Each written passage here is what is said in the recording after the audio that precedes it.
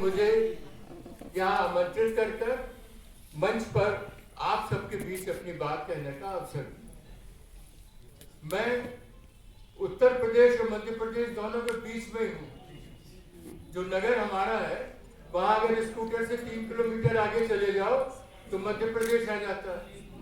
3 kilometre और आगे निकल जाइए फिर उत्तर प्रदेश की सीमा प्रारंभ। और वैसे भी जन्म क्षेत्र मेरा झांसी और कर्म क्षेत्र मेरा मध्य प्रदेश रहा, ग्वालियर रहा। वहीं जीवाजी विश्वविद्यालय से डॉक्टर ऑफ फिलोसफी की उपाधि मैंने प्राप्त की और उसी समय 1969 में कायस्थ महासभा बृहत्तर ग्वालियर का मैं महामंत्री रहने का मुझे सौभाग्य प्राप्त हुआ। और आज बुंदेलखंड विश्वविद्यालय से सेवानिवृत्त होकर अब आपके इंदौर नगर का स्थायी निवासी हूँ। आज आप सबके बीच उपस्थित। तो बंधुवर, पहले एक संक्षिप्त परिचय कि लक्ष्मीबाई हुई हमारी झांसी की महारानी। लक्ष्मीबाई हुई हमारी झांसी की महारानी। स्वतंत्रता के प्रथम समर ने इनकी लिखी कहानी। अंग्रेजों से लड़ी अंत तक बढ़कर दुर्गा काली और आजादी के लिए मर मिटी रानी झांसी बाई। स्वराज्य की हिंदुस्तान में 1857 में स्वराज्य की प्रथम कल्पना करने वाली महिला वीरांगना महारानी लक्ष्मीबाई ही थी। उन्होंने अपने भ्रातृतुल्य मित्र को जो पत्र लिखा था 1857 में, उसमें देखिए उसकी एक पंक्ति मैंने अपनी कविता में जोड़ी है, बुंदेली की वो है, अब सुराज हुई चाहिए, अब सुराज हुई चाहिए, ये रानी की थी बानी और 90 वर्षों बाद सफल हुई रानी की कुर्बानी। 1857 के बाद 1947 में हमारा देश आजाद हुआ। तो मित्रों, मेरा परिचय, मुझे गर्व है कि मेरा नगर सारे हिंदुस्तान में किस लिए प्रसिद्ध है। 2 पंक्तियों में इसके बाद अपनी रचना आपके पीछे प्रस्तुत करूंगा कि कलम, कृपाण और क्रीड़ा की, कलम, कृपाण और क्रीड़ा की कीर्ति स्थली झांसी, आजादी के दीवानों की कर्म स्थली झांसी। गर्व मुझे है, गर्व मुझे है, मैं हूं उस नगरी का रहने वाला, शौर्य और बलिदान से जिसको जान गया जग सारा, शांति और सद्भाव जहां वो झांसी नगर हमारा।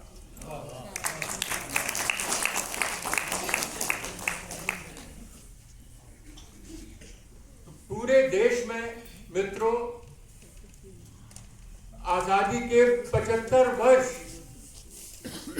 अमृत महोत्सव के रूप में मनाए जा रहे हैं। ये अमृत महोत्सव अपने भारतीय वीरों को याद करने का वर्ष है।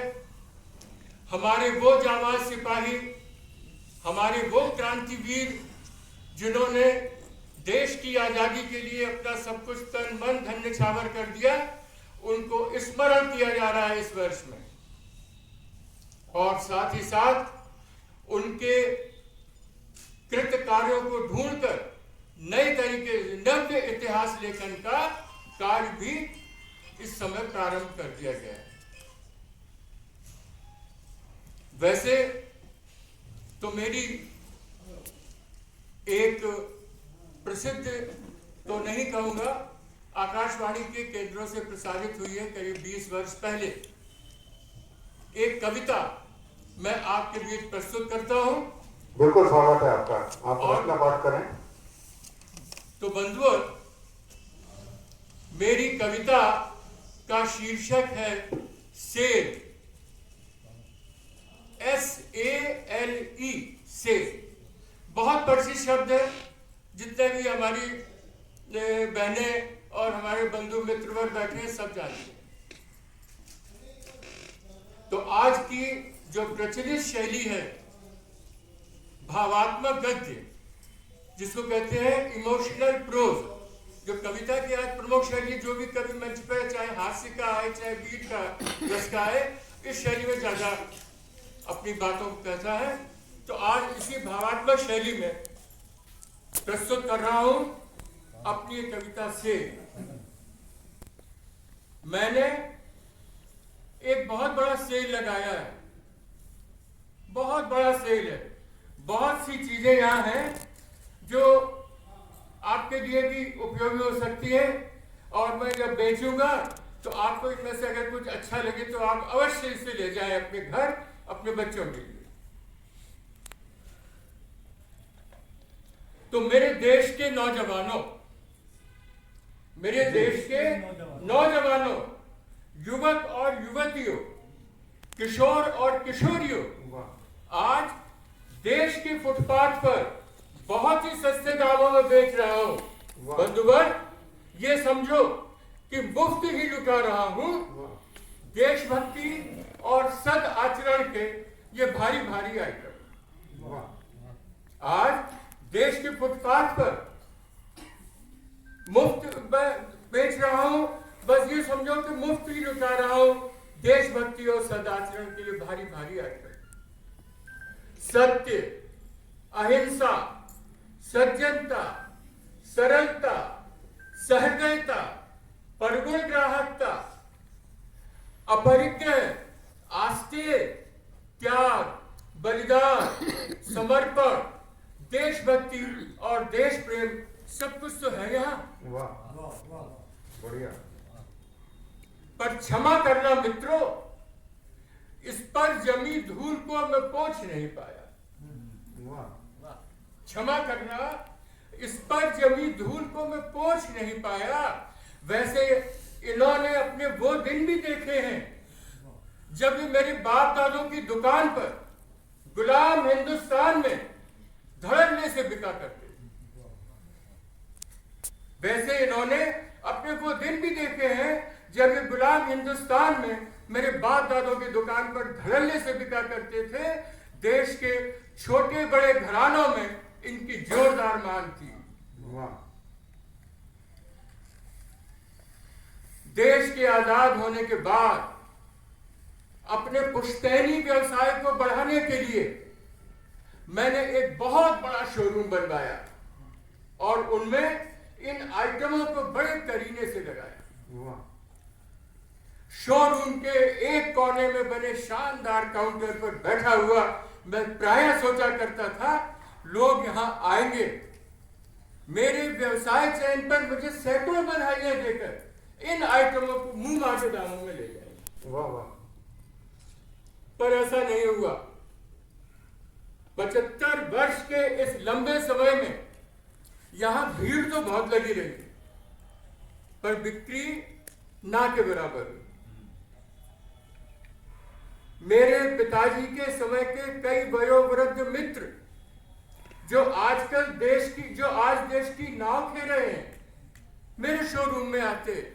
मैं कहता, चाचा जी ये आइटम आपको पिताजी को बहुत पसंद था, ले जाइए, आपके लिए इन्हें पैक कर दूं। वो कहते बेटा ऊब गया हूं अब तो इनके बोझ और वजन से। वो कहते बेटा ऊब गया हूं अब तो इनके बोझ और वजन से, अब तो कुछ हल्का, बनावटी और चमकदार दिखलाओ जो केवल दिखावे के लिए काम आ सके। वाह वाह, सही है, बहुत बढ़िया। अब तो अच्छा व्यंग्य। केवल दिखावे के लिए काम आ सके। और गौर कीजिए क्या बोले, क्यों बेटा, क्योंकि कौन अब हमें इन्हें रोज रोज बरतना है, कौन अब हमें इन्हें रोज रोज बरतना, खोटा लगाकर अपना असली चेहरा ढकना है, जनता से वाहवाही और सम्मान। वो कहते कौन हमें यहाँ रोज रोज बरतना है। हाँ, कभी कभी सभा समारोहों में इनका मुखौटा लगाकर अपना असली चेहरा ढकना है, जनता से वाहवाही और सम्मान पाना। नगर के संभ्रांत नागरिक मेरे शोरूम में आते, मैं कहता यही तो वे अलंकरण है श्रीमान जिनको धारण करके हमारे बुजुर्गों ने देश को अंग्रेजी हुकूमत से उबारा। ले जाइए, आपके बच्चों के लिए इन्हें पैक कर दूं। वो कहते क्या करेंगे अब हम इनका, वो कहते क्या करेंगे अब हम इनका। हाँ, इनके इमिटेशंस को आदर्श वाक्यों के रूप में अपने ड्राइंग रूम की दीवारों पर लगवाना है। सत्य बोलो, अहिंसा का पालन करो। हाँ, इनके इमिटेशंस को स्लोगन्स के रूप में अपने ड्राइंग रूम की दीवारों पर लगवाना है और आप सबका विश्वास पाना है। बढ़िया बढ़िया बढ़िया। युवक और युवतियां तो मेरे शोरूम में इस प्रकार आते मानो किसी विचित्रालय में प्रवेश करके अजीबोगरीब वस्तुएं देख रहे हो। युवक और युवतियां तो मेरे शोरूम में इस प्रकार आते मानो किसी विचित्रालय में प्रवेश कर अजीबोगरीब वस्तुएं देख रहे हो। तो मेरे मित्र मेरी दीन दशा पर तरस खाकर कहते, तो मेरे मित्रों 75 वर्ष से इस शोरूम को चलाता हुआ आज मैं कंगाल हो गया हूं। मेरे मित्र मेरी दीन दशा पर तरस खाके कहते, भैया अब भी तुम्हें नेक सलाह दे रहा हूं, किसी बड़ी कंपनी को ऑर्डर देकर इनके इमिटेशंस बनवाओ। बढ़िया बढ़िया। अच्छा अच्छा। किसी बड़ी कंपनी का ऑर्डर देकर इनके इमिटेशंस बनवाओ जो हल्के, बनावटी और चमकदार हो। केवल दिखावे के लिए काम आ सकेंगे, बहुत बिकेंगे, माला माल हो जाओ। तो मेरे दोस्तों 75 वर्षों से इस शोरूम को चलाता हुआ आज मैं कंगाल हो गया हूं और अब शोरूम से फुटपाथ पर आ गया हूं। 75 वर्षों से इस शोरूम को चलाता हुआ आज मैं कंगाल हो गया हूं और अब शोरूम से फुटपाथ पे आ गया हूं और लगा दिया है अपने बाप दादों की धरोहर का ये सेल। फिर भी कोई नहीं आता। गरीब कहता क्या करेंगे हम इनका, हम तो वैसे ही मरे जा रहे। यहां तक कि सड़क पर तैनात डंडाधारी भी मेरे साथ कोई रियायत नहीं बरतता। यहां तक कि सड़क पर तैनात डंडाधारी भी मेरे साथ कोई रियायत नहीं बरतता और रोज वसूलता है मुझसे सड़क पर बैठने का अपना सुविधा शुल्क, यानी कि अपनी दूसरी दिहाड़ी। जब मैं कहता भैया आज तो कोई बिक्री ही नहीं हुई, जब मैं कहता भैया आज तो कोई बिक्री नहीं हुई, तो वो कहता क्या भूखों मरेगा। वो कहता क्या भूखों मरेगा, फेंक दे इन्हें कचरे के ढेर में। गौर कीजिए जनाब, वो कहता क्या भूखों मरेगा, फेंक दे इन्हें कचरे के ढेर में और बेच यहां अलगाव, हिंसा, द्रोह और भ्रष्टाचार। फेंक दे इन्हें कचरे के ढेर में और बेच यहां अलगाव, हिंसा, द्रोह और भ्रष्टाचार। पर उन सब की बात मेरे दिल और दिमाग में अभी ठीक से बैठ नहीं पाई। तो दोस्तों आज भी अपनी रगों में, पर इन सब के परामर्श मेरे दिल और दिमाग में ठीक से बैठ नहीं पाए। मित्रों आज भी अपनी रगों में बहते हुए बाप दादों के खून के जोश में मैं दीवानों सा चिल्ला रहा हूं कि मेरे देश के नौजवानों, बस तुम्ही से उम्मीद शेष है मुझे, मात्र मूक दर्शक ना बनो। अपनी जननी, अपनी जन्मभूमि, अपने देश के गौरव और सम्मान के लिए इन्हें अपनाओ। सत्य, अहिंसा, सज्जनता, सरलता, सहृदयता, परगुण ग्राहकता, आस्थेय, अपरिग्रह, त्याग, बलिदान, समर्पण, देशभक्ति, देश प्रेम सभी कुछ तो है यहाँ। आओ इन्हें अपनाओ। शेर लगी है कुछ तो ले जाओ, शेर लगी है कुछ तो ले विद्याओं शेर नदी है, उसको ले जाओ। धन्यवाद। जय हो। सत्यनारायण जी